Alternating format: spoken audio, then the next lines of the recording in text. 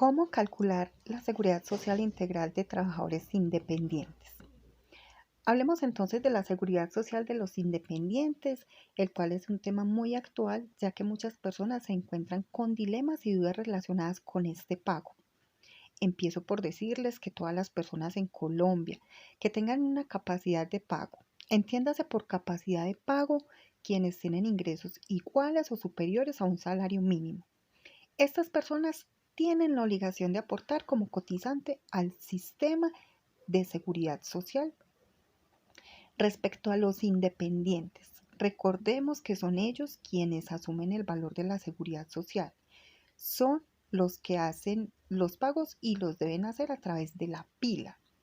Estos independientes deben calcular el valor de ese aporte que se va a hacer a la seguridad social con base a sus ingresos mensuales, de los cuales el 40% es para esta obligación. La norma nos trae una distinción puntual de cómo se calcula esta base. Nos trae dos tipos de independientes. Primero, hablemos del independiente con contrato por prestación de servicios, que son aquellas personas que prestan sus servicios profesionales de forma independiente, valga la redundancia, sin ningún otro tipo de vínculo laboral. La base para calcular estos aportes es del 40% sobre los ingresos percibidos mensualmente, sin incluir el IVA y sin deducciones de ningún costo. Si, por ejemplo, esta persona debe facturar con IVA, no se va a tener en cuenta ese IVA. Un caso puntual es el de los abogados. Supongamos que un abogado recibe 10 millones de pesos mensuales. Estos son sus honorarios y él debe aportar el 40% sobre estos 10 millones de pesos. Es decir, que calcularíamos sobre 4 millones que representa ese 40%. Él va a hacer su reporte por pila y en la casilla de salario debe colocar la base que serían esos 4 millones de pesos. Ahora, hablemos del segundo tipo de independientes, que son los independientes que no tienen contrato por prestación de servicios. Estos son independientes por cuenta propia, independientes comerciantes, rentistas de capital y cualquier otro tipo de independiente que reciba ingresos iguales o superiores a un salario mínimo. Esta base también será el 40% sobre sus ingresos mensuales sin incluir el IVA, pero con una diferencia, y es que estos independientes tienen un plus y una ventaja grandísima, que es la oportunidad de deducir los costos y gastos en los que hayan incurrido para poder ejercer esa función y poder tener ese dinero.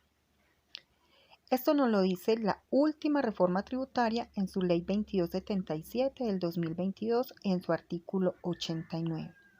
Importante tener en cuenta que para poder deducir esos costos y gastos tienen que cumplir los criterios del artículo 107 del Estatuto Tributario, que es el que nos dice esa relación de causalidad entre ese gasto que quiero deducir y la actividad que se está ejerciendo.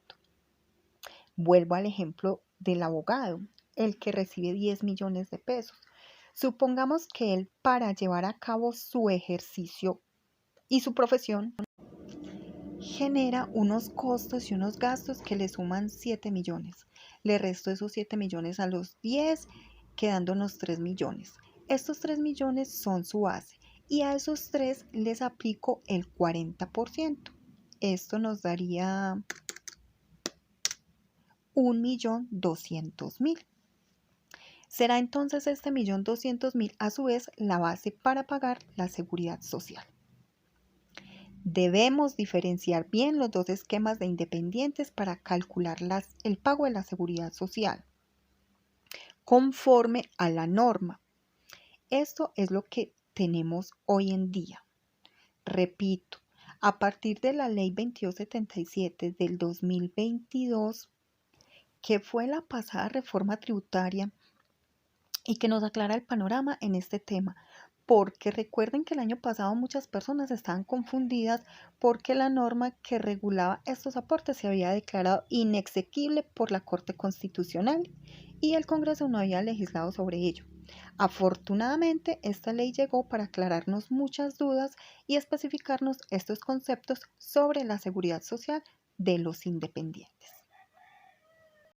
Recuerden que si necesitan más información y asesoría contable me pueden contactar a contabilidad.an18@gmail.com. Feliz día.